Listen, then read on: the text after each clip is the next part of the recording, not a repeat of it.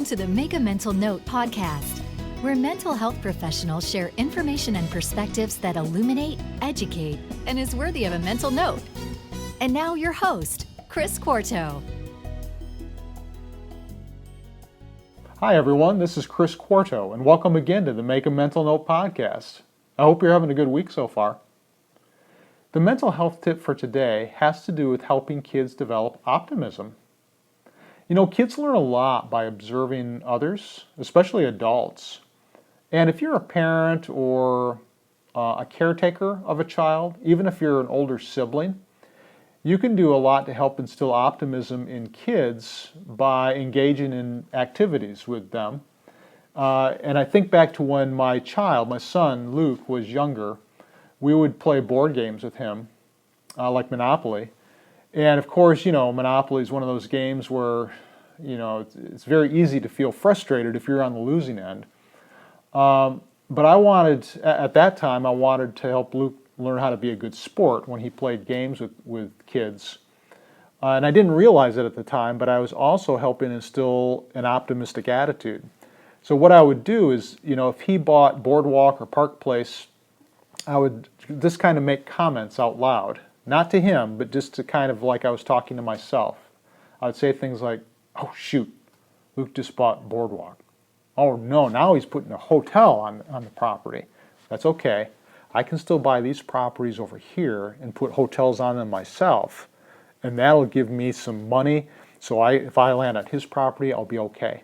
So I would just make these kind of comments out loud, and he would observe these things. And little did I know at the time, what I was really doing was helping him develop optimism. Like, you can work these things out, things will work okay in the end, there's always a solution to a problem.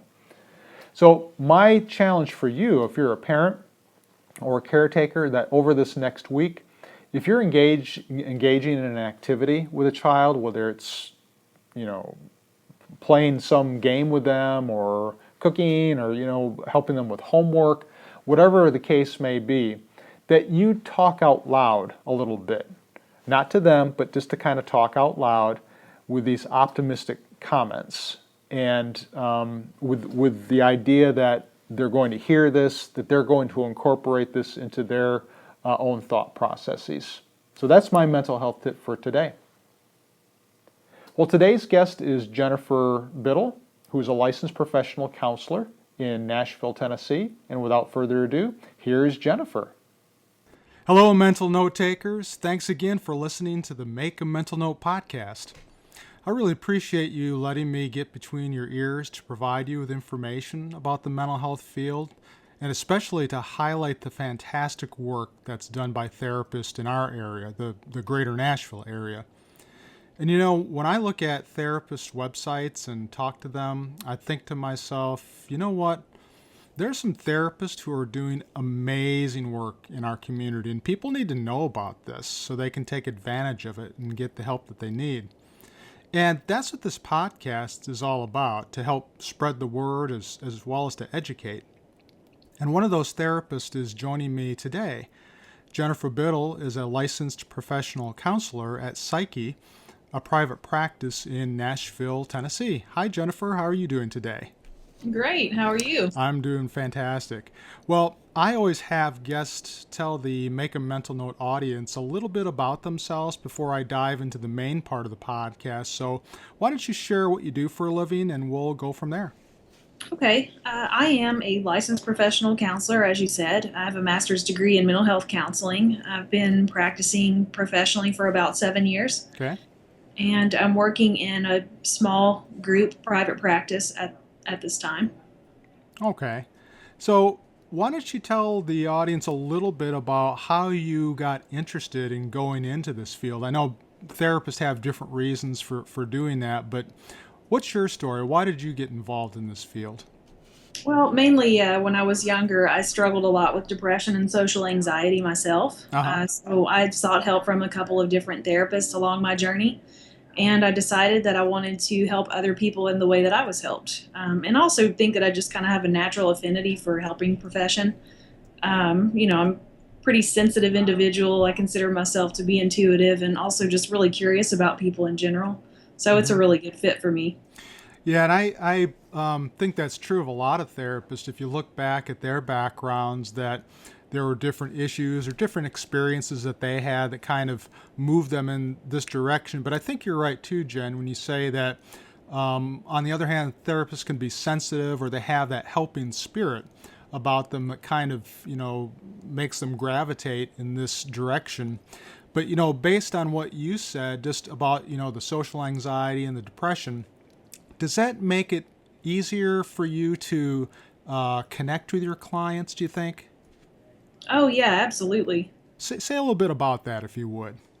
I think it helps because, even though I think each person is unique and that their problems are different, I don't think that I necessarily completely understand another individual the way I understand myself. But Yeah. It does help to kind of have some understanding of what it's like to be on the other side of the couch, so to speak. Yeah. And, I think that clients can probably pick that up, can't they? That if you have that understanding, especially if you've had similar experiences that they've had, but they seem to really pick up on that, don't they? That if you've had those experiences or if you're a really sensitive or caring individual, that they can really pick up on that and it probably helps them feel more comfortable, I would imagine. Yeah, I definitely think that's been my experience. Yeah. Well, you've had these experiences working with clients, and you've been at this private practice for a while. Now, you've been working at other places too, is that correct? That is. What other places have you worked at in your over these 7 years, Jen?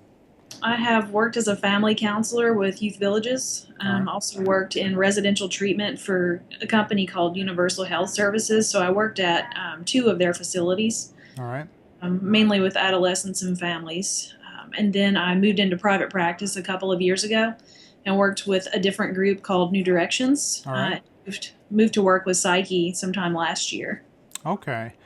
So you've had a really broad range of experiences, and I wonder, looking back at all of those experiences, what are some of the differences in working with people in some of those places like youth villages, places like that, as compared to now you're at Psyche? What are some of the differences in those clients that you saw back then and that you see now?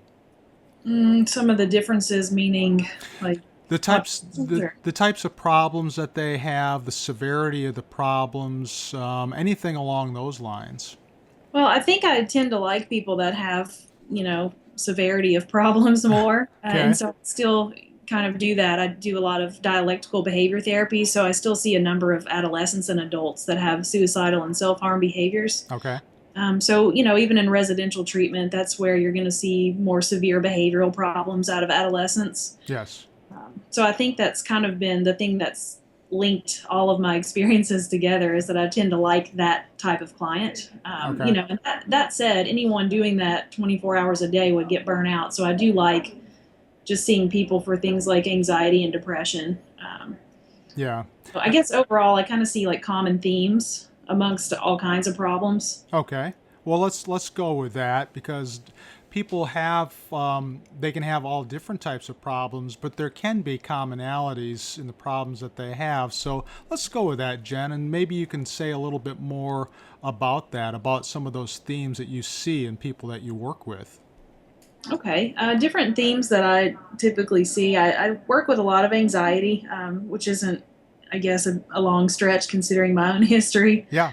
But, anxiety is pretty prevalent in today's society. Attention problems and things like that, I feel like is kind of linked with technology and the amount of technology that we use these days. Mm-hmm. So there's a lot of links with that, with anxiety and just kind of depressive symptoms amongst different behavioral problems. So, you may have someone that has some sexual behavior problems or some kind of compulsive behaviors or self-harm. All of these things kind of have like a common theme or link, like depression, could lead to many different paths.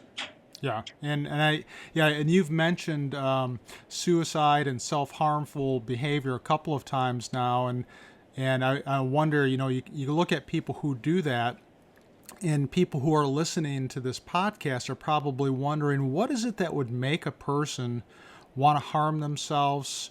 either by actually trying to commit suicide, or if it's not to that extent, we hear of people cutting on their arms or cutting on their legs, or both adolescents and adults doing that kind of stuff. Even kids at times do that. But what motivates a person to do something like that, Jen? What's your take on that? Well, I think there can be a lot of different reasons. Probably emotional pain comes to mind at the foremost. Just trying to make emotional pain go away in the short term. That's a pretty common theme with what I work with. And it can be a lot of different reasons. Go ahead. I was just going to say, I don't necessarily think it's just for attention. A lot of people have that misconception. I think it's really just another coping skill to deal with something that's difficult.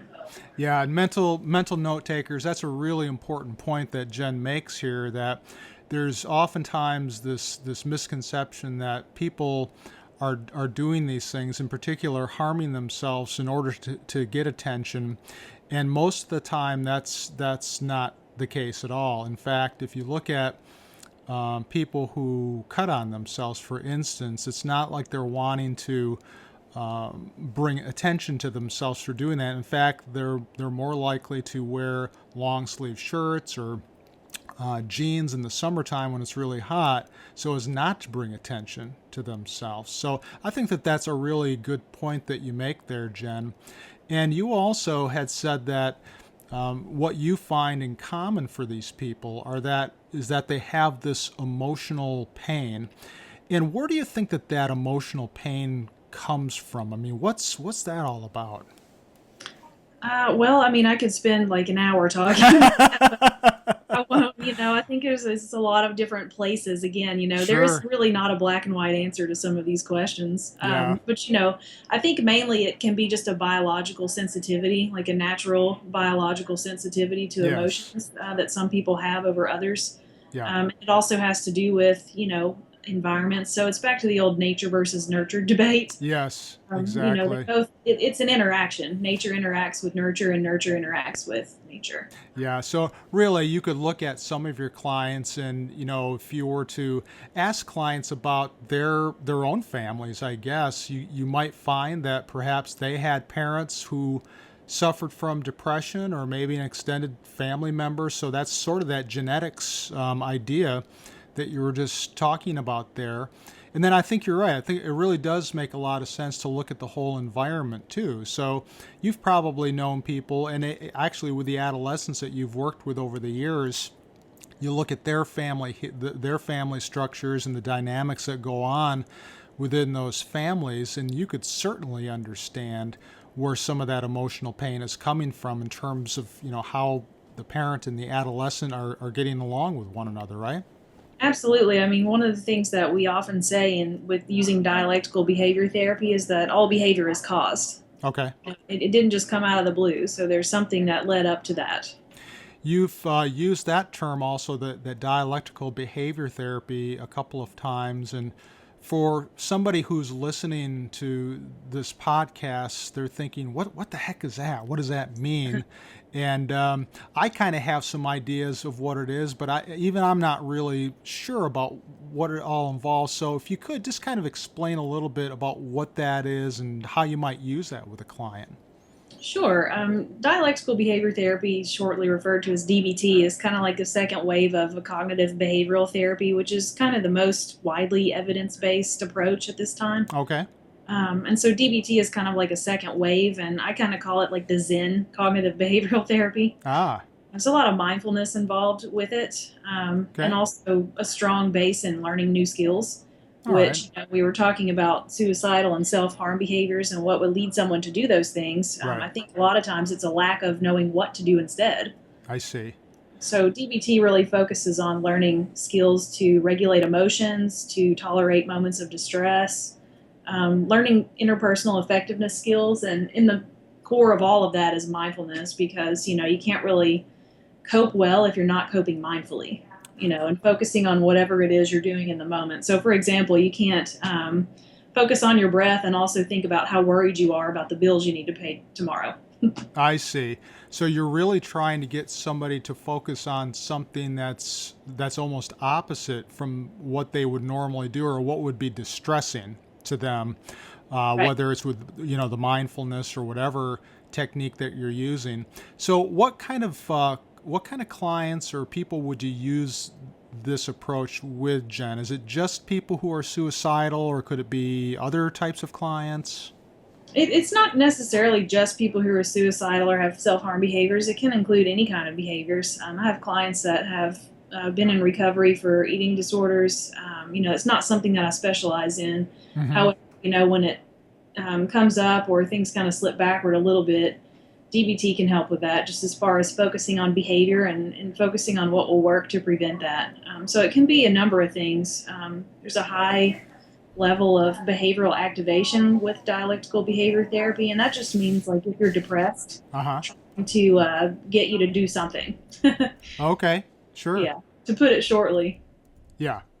Well, looking at all the people that you've worked with in your practice over the years, you've obviously probably had some successes, people maybe who haven't worked quite as well, but taking a look at the people that you've worked with and who you really succeeded and done good work with, what's your recipe for success, Jen? What is it that you do that seems to help people from the moment that they see you, that first session where they're coming in distress or they're anxious or they're depressed, whatever the case is, to the point at the end of therapy where you could see that they've really made good progress? And what do you do to help them move from point A to point B?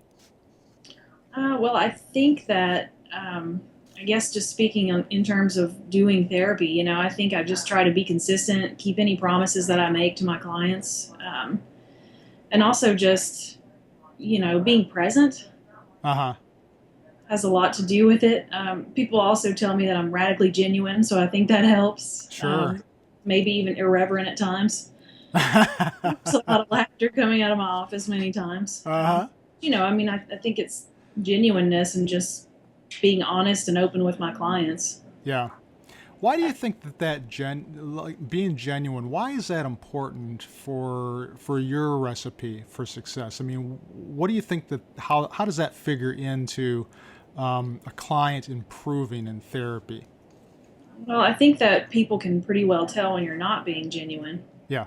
And so that makes it hard to trust someone, and that's kind of central to the whole therapeutic process, is being able to trust the person that you're working with and know that, they're being honest with you too. I don't really like, I don't like it in therapy when the therapist feels like they can't say what's on their mind or be honest, because I think that is dishonest in a sense, and people pick up on that. Yeah, and they see right through you, don't they? I mean, if you're like that, and I agree with that, by the way. I think that being transparent, is at least to the extent that you can as a therapist, I think that really communicates to the client that, this person is being upfront with me. They're not holding back. I don't have to guess what they're thinking about because they'll tell me. And I think that most clients really appreciate that. The clients who really are looking for change, for feedback, for honest feedback, that they're really looking for a therapist who's like that.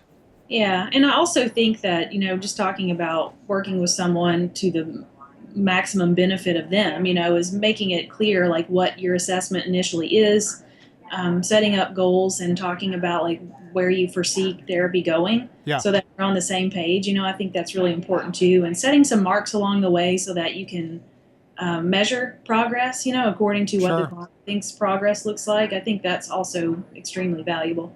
Yeah, and you were talking earlier about using evidence-based strategies, and this is, I guess, an evidence-based approach of sorts, isn't it? Where you're trying to measure progress to see, are they really making any progress here? And if not, do I have to do something different with them? Right, absolutely. Yeah.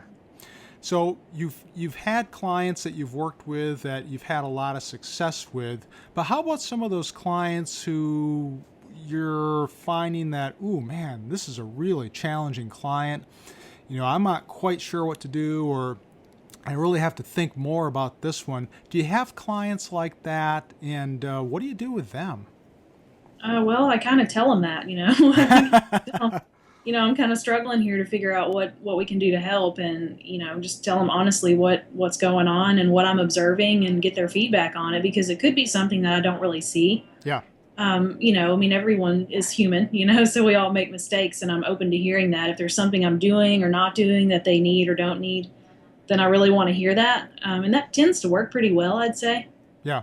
And I guess that's part of that honesty, isn't it, that you were just talking about, that just being that transparent self and letting the person know, I don't know what's going on here. How about if we talk about this and see what we can come up with? And I agree, Jen. I think that that's a really neat approach, that clients know that, this person that I'm talking to, they're not perfect. They don't have all the answers, just like I don't have all the answers, which is why I came into counseling to begin with. So we're two humans interacting with one another here, trying to make the best of all of this. Right. Yeah.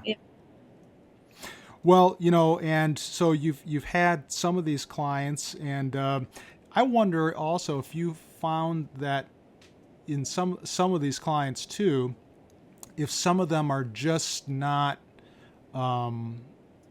you hear about clients who are resistant, or is it more that they're reluctant? Are they really ready to change, or, some maybe, some may not be.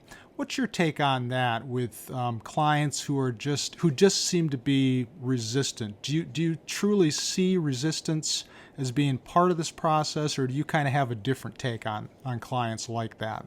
I think I kind of have a different take. When I hear the word resistance, I just cringe, and maybe it's because my past experiences where I've heard people say, I feel like I've heard therapists blame the client before, and I feel like that's really counterproductive. Yeah. So for me, like when I say, well, they're being resistant, I feel like that's me blaming someone else for something I need to work on. Yeah.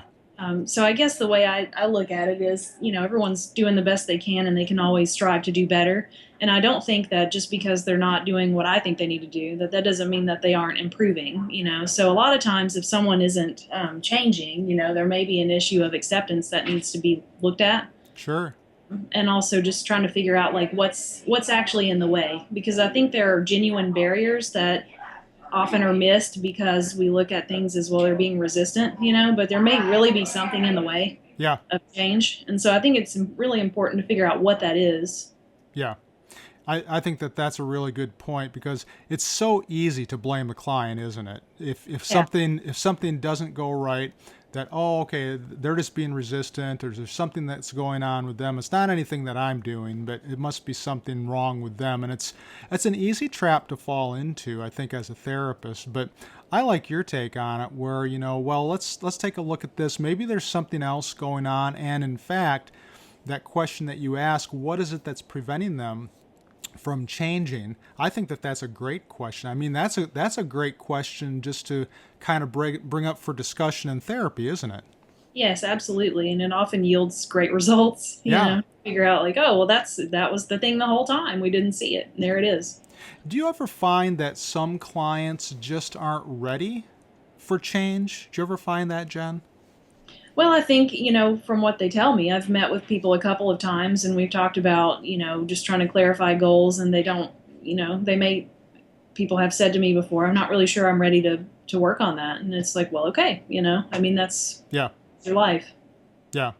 And maybe for good reason, and maybe it's a timing issue, and I think in some cases, and we've talked about this in past podcasts, where a person who comes in for counseling, in some cases, really isn't wanting to come into counseling, but has been threatened that if you don't go into counseling, I'm going to divorce you, or this or that. And I think that it really places some people in a bind, because, I really don't want to go to counseling, but if I don't, then, X, Y, or Z is going to happen. And I think that makes it difficult for some people. Yes, absolutely it does. I feel like it's important for therapists also not to water down what they do and just kind of go along, So I'm pretty upfront with people about that. Like if they're asking me to do something that I'm not really sure I can do, or that I don't really feel good about, then I'll just say I really can't do that, There may be someone else who can. Right. Yeah. who has a different limit than I do. Mm-hmm. But yeah, I mean, it is really difficult when someone comes in and they've been threatened or told that there's going to be some great consequence if they don't. It makes it really difficult to help them figure out what their goal is. Exactly.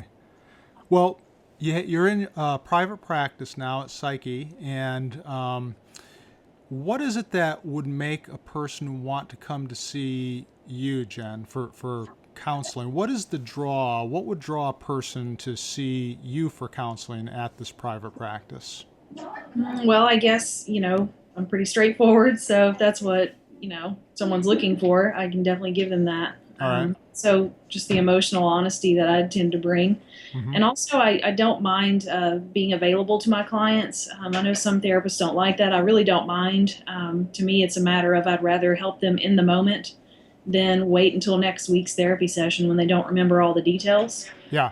So, I have some people who contact me frequently, and I have some who have only contacted me once in a matter of 6 months. But to me, I think that matters to know that, I'm here if you need something. And if you're trying to work through a problem in the moment, then I'm more than willing to do that.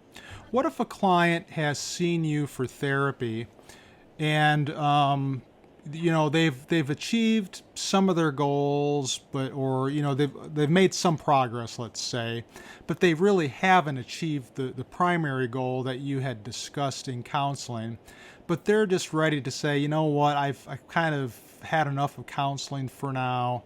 I just don't want to do this anymore. What do you do with those types of clients? Well, it's interesting you say that because that just happened to me last week. Oh, okay. Yeah, but I guess the way I handled that was to say, you can always return at any time.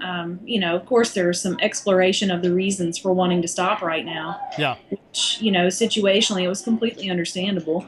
And so I just would say you're more than welcome to come back at any time when you feel like you're ready to work on this. Yeah. Yeah. And does that ever happen, Jen? Do people ever come back later on, or to come back and either continue working on those issues or come back and work on different issues? Does that ever happen? Oh, yes, all the time. Okay. So people should feel comfortable doing that. It's not because, I think that I've had some clients in the past who have been reluctant to do that because they almost consider it a failure that they didn't complete the therapy to begin with, and so they didn't want to come back because there was almost a shame. It was interesting, almost a shame involved in returning to therapy. But it sounds like in your case that really hasn't been an issue.